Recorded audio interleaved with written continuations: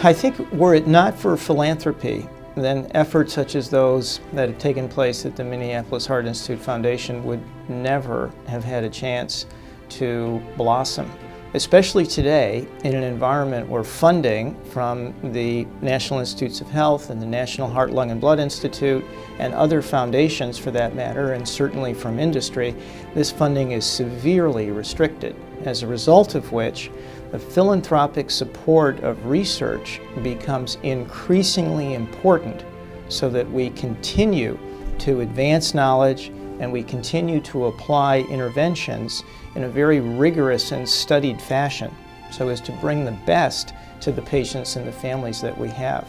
We cannot do this without philanthropy. It is a mission, and it's a very, very important mission. Research is expensive. We as doctors can spend a lot of our hours doing it at little or no costs, but in the end we need the funds to perform the research. And community support in that respect, patient support groups, etc., are all very important in that process. I think the whole concept of a world without heart disease is really important to embrace.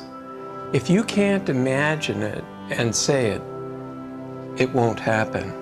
But the fact that you can imagine it, believe it, and say it as a goal, then you align the forces and your abilities to make that come true.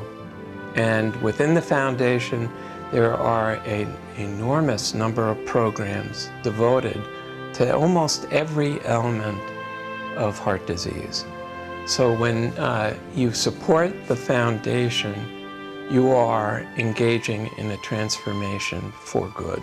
And that's what's exciting. I mean, if you can do something new that really brings benefit to a patient's outcome in a way that you could never do before, that's the bomb. That's the whole reason to be here. It's one thing to do the genetics, and it's quite another story to take that and to interpret what this means clinically.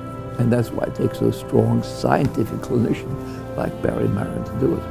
And he will do it, and that's why he should stay with it.